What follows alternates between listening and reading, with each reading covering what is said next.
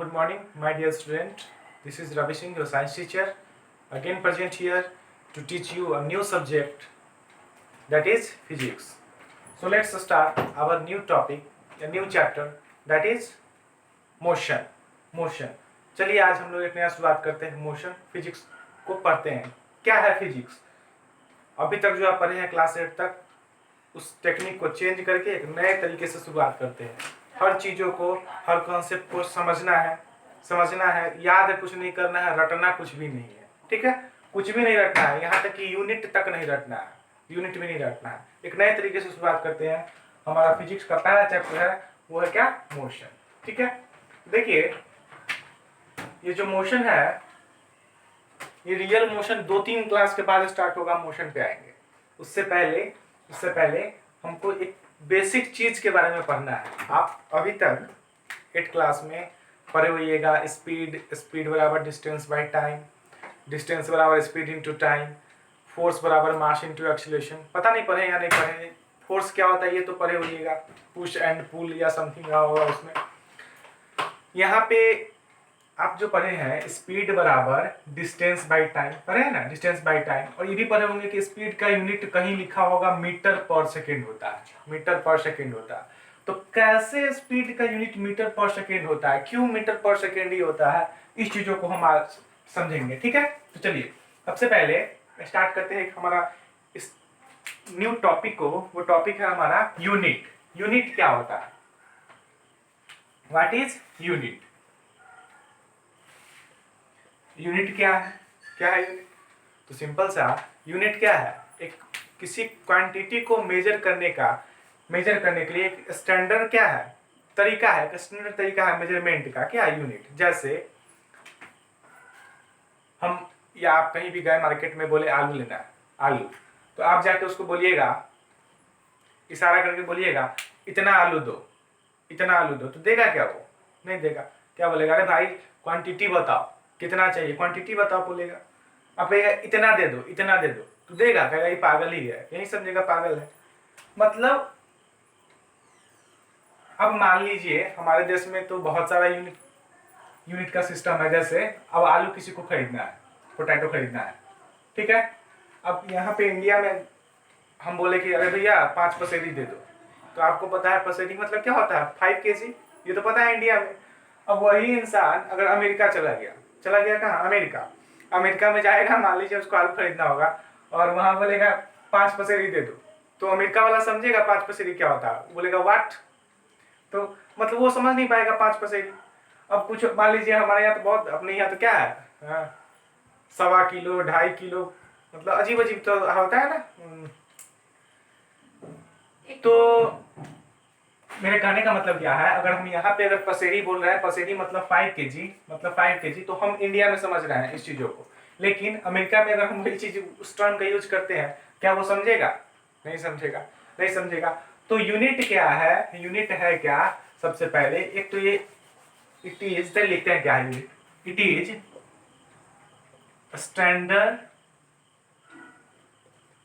Standard measurement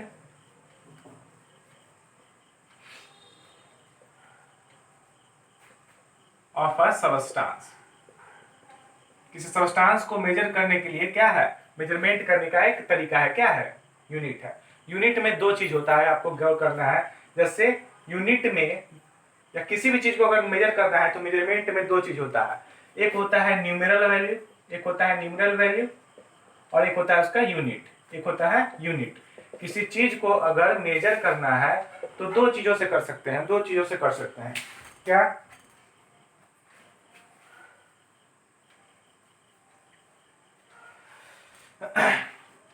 एक होगा numeral value और दूसरा होगा यूनिट. तो न्यूमेरल वैल्यू मतलब क्या? अब देखिए फिर एग्जांपल समझना है, कुछ नहीं है. आप गए कहीं मार्केट, आप बोलिएगा भैया केजी आलू दे दो, तो बोलेगा कितना केजी? आप बोलिएगा केजी आलू दे दो. फिर पूछेगा कितना केजी? तो फिर आप बोलिएगा केजी आलू दे दो. फिर बोलेगा पागल हो क्या? क्यों बोलेगा? क्योंकि आप यूनिट तो बता रहे हैं कि क्या? केजी, लेकिन इसके पीछे आप न्यूमेरल वैल्यू को नहीं लगा रहे हैं. वो न्यूमेरल वैल्यू क्या? 5 kg. मतलब किसी को मेजर करने के लिए दो टर्म का रिक्वायरमेंट होता है। The first one is numeral and the second one is unit. तो यूनिट क्या हो गया मास का, केजी, और न्यूमरल वैल्यू हम लगाएंगे 5 लेना है तो 5, 4 लेना है 4।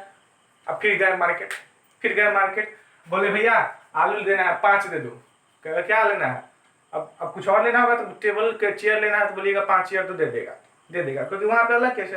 अब आलू लेना होगा, नमक लेना होगा, मान लीजिए सपोज कीजिए, बोलिएगा 5 दे दो, बोलेगा कि क्या 5 क्या, आधा किलो का 5 पैकेट या 1 केजी का 5 पैकेट या 2 केजी का 5 पैकेट।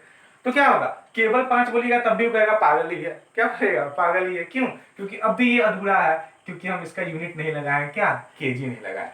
मतलब किसी चीज को मेजर करने के लिए न्यूमरल वैल्यू का भी आवश्यकता होता है, साथ में यूनिट का भी होता है। तो 5 KG, 5 is numeral value, KG is the unit. अब ये क्या हो गया, कंप्लीट हो गया। ठीक है, आई होप कि ये बातें आपको समझ में आई होगी। तो चलिए आगे बढ़ते हैं। क्या आशीष आया समझ में? हाँ आ गया।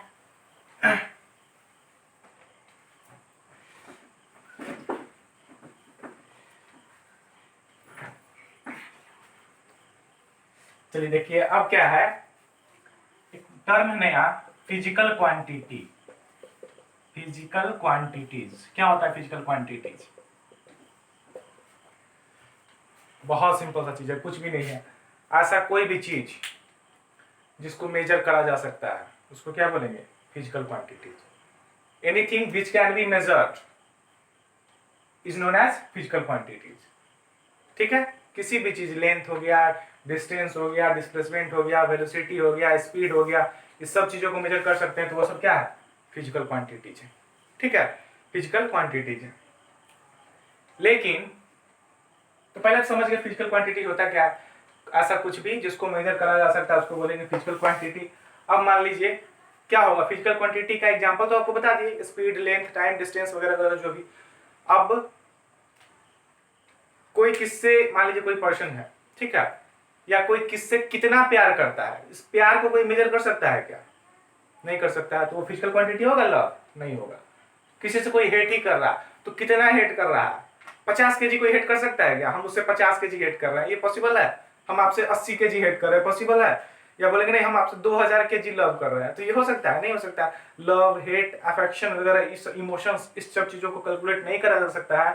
दैट्स व्हाई वो सब क्या है? फिजिकल क्वांटिटी नहीं है। It means anything which can be measured is known as physical quantity, but एक कंडीशन है कि वो फिजिक्स के लॉ को डिस्क्राइब करना चाहिए, फिजिक्स के लॉ को वो फॉलो करना चाहिए, तभी ये फिजिकल क्वांटिटी है। ठीक है, तो चलिए फिजिकल क्वांटिटी को लिखते हैं। Anything which can be measured, चलिए सिंपल ही लगते हैं, measured is known as physical quantity. और ऐड कर देते थोड़ा सा, एंड शुड फॉलो या describe the law of physics, law of physics. Okay, ये बातें आपको समझ में आई होगी। अब हम फिजिकल क्वांटिटीज को दो भागों में डिवाइड करते हैं। The physical quantity is further divided into two parts. The first one is fundamental and second is derived unit. So let's start our new topic, that is division of physical quantity. ठीक है, देखिएगा ये बातें, ये बहुत important जो अभी बताने जा रहा है।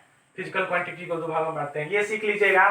पूरे क्लास 9, 10th, 11th, 12th कहीं भी किसी भी चीज का आपको यूनिट याद करने की जरूरत नहीं होगा। रट बस बेसिक कुछ है उसको आपको याद करना है, उसके बाद आपका खुद से निकाल सकते हैं, कभी कंफ्यूज नहीं होएगा। और नहीं समझ में आया तो बताना है।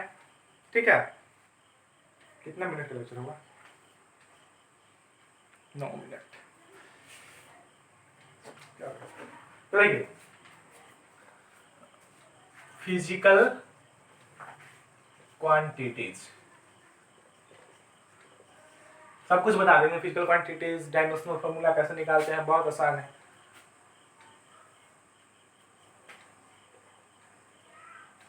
फिजिक्स को पढ़ना है तो रटना मरना है। तो देखिए फिजिकल क्वांटिटीज को दो भागों में बांटे। पहला फंडामेंटल क्वांटिटीज, फंडामेंटल क्वांटिटीज।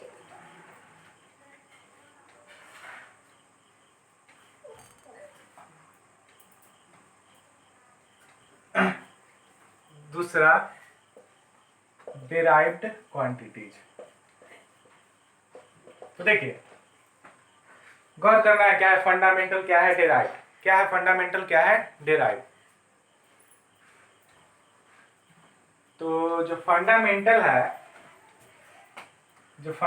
है और डिराइव्ड क्या है, चीजों को गौर करना है। देखिए फंडामेंटल क्वांटिटीज किसको बोलते हैं, वैसा क्वांटिटीज जो इंडिपेंडेंट है, जो इंडिपेंडेंट है। इसका मतलब क्या है इंडिपेंडेंट का मतलब,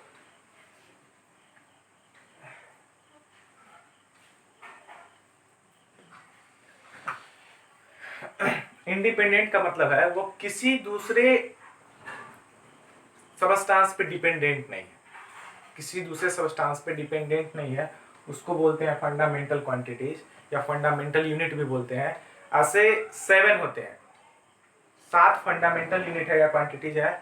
हम आपको लिखवा भी देंगे क्या है, सिंबल क्या है, तो कैसे रिप्रेजेंट करा जाता है। जैसे देखिए एग्जांपल लेके आपको बताते हैं समझाने के लिए। लेंथ, ठीक है। तो लेंथ का अगर यूनिट निकालना है, अगर यूनिट क्या होता है लेंथ, किस चीज में हम लोग नापते हैं इसको, किस चीज में, मीटर में, किस चीज में, मीटर में। तो ये लेंथ किसी चीज पे डिपेंडेंट कर रहा है क्या, अभी समझ में आएगा। जैसे देखिए स्पीड का फॉर्मूला क्या होता है, सबको पता होगा, जूनियर क्लासेस में पढ़े होइएगा। स्पीड बराबर distance by time, distance upon time. अब कोई बोलेगा स्पीड का यूनिट क्या होता है, यूनिट क्या होता है, तो क्या होगा डिस्टेंस का पहले यूनिट पता होना चाहिए मीटर, टाइम का सेकेंड, तब इसका यूनिट क्या हो गया मीटर पर सेकेंड। मतलब ये स्पीड में अगर डिस्टेंस का यूनिट पता नहीं रहता, तो हम स्पीड का निकाल सकते थे क्या, नहीं निकाल सकते थे। टाइम अगर नहीं पता रहता तो निकाल सकते थे क्या, नहीं निकाल सकते थे। इसका मतलब क्या है, स्पीड जो है, स्पीड एक डिराइव्ड यूनिट है जो दो फंडामेंटल यूनिट दूसरे यूनिट पे डिपेंडेंट है, जैसे डिस्टेंस और टाइम पे डिपेंडेंट है। अगर कोई भी एक माइल टाइम हटा दीजिए, आप यूनिट निकाल सकते हैं, कभी नहीं निकाल सकते हैं। डिस्टेंस हटा देंगे तब निकाल सकते हैं, नहीं निकाल सकते हैं। मतलब वैसा क्वांटिटीज जो अपने यूनिट के लिए किसी दूसरे क्वांटिटी पे डिपेंडेंट है, उसको बोलेंगे डिराइव्ड। और जो इंडिपेंडेंट है, टाइम, तो ऐसा कुछ है क्या, टाइम का कोई फॉर्मूला लगाएंगे क्या, नहीं। टाइम बराबर क्या होता है, सेकेंड। तो this is fundamental. I hope ये बातें आपको समझ में आई होगी।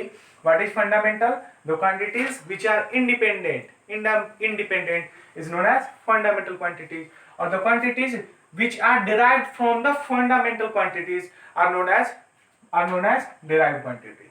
ठीक है।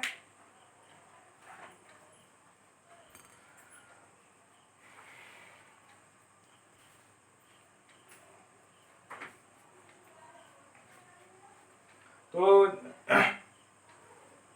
फंडामेंटल का कुछ एग्जांपल आप लिख लीजिए, अगले दिन उसको डिटेल में डिराइव्ड फंडामेंटल को हम लिखवा देंगे। आज इतना ही पे छोड़ देते हैं, ठीक है। एक फंडामेंटल, दूसरा क्या था हमारा डिराइव्ड यूनिट। एग्जांपल में लिख लीजिए लेंथ और टाइम। ये हो गया स्पीड बराबर distance by time, distance upon time. Distance का यूनिट, डिस्टेंस को किसी में नापते हैं मीटर, टाइम को second, the unit of speed is metre per second. Length और टाइम। अब एक लाइन और लिख लेना है, फंडामेंटल क्वांटिटीज लिख के आप उसको लिख लीजिएगा, इट इज इंडिपेंडेंट क्वांटिटीज। ये किसी पर डिपेंड नहीं करता है, इंडिपेंडेंट क्वांटिटीज, ठीक है। और देयर आर 7 फंडामेंटल यूनिट भी है। फंडामेंटल क्वांटिटी कितना पढ़ना है हमको, 7 फंडामेंटल यूनिट को पढ़ना है।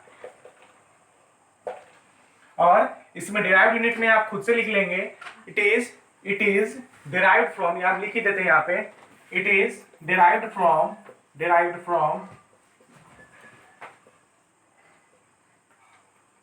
Fundamental, it is derived with the help of fundamental unit. उसको क्या बोलेंगे, डिराइव्ड यूनिट कहेंगे। तो देखिए जैसे यहाँ पे लेंथ लिखा है, टाइम लिखा है, ये क्या फंडामेंटल है, और स्पीड का निकालना है। तो डिस्टेंस क्या होता है, लेंथ और डिस्टेंस में कोई रिलेशन, क्या रिलेशन है, डिस्टेंस जो है 10 मीटर वो लेंथ ही है, तो distance upon time, distance upon time. तो स्पीड जो है वो फंडामेंटल पे डिपेंड कर रहा है, तो इसको कैसे निकालते हैं, फंडामेंटल की मदद से। ऐसे भी लिख सकते हैं, it is dependent on other quantities, ठीक है। आई होप कि ये बातें आपको समझ में आई होगी। अगर नहीं भी आया तो आपको बताना है, और फिर अगले चैप्टर में डिटेल में पढ़ेंगे फंडामेंटल का साथ होता क्या है, उसका सिंबल, उसको कैसे यूज करते हैं, फिर डिराइव को कैसे निकालते हैं, उस चीज़ों को पढ़ेंगे। फिर डायमेंशनल फार्मूला निकालना सीखेंगे, और तब हमारा रियल काइनेमेटिक्स, रियल जो मोशन है वो स्टार्ट होगा। ठीक है, thank you, have a nice day.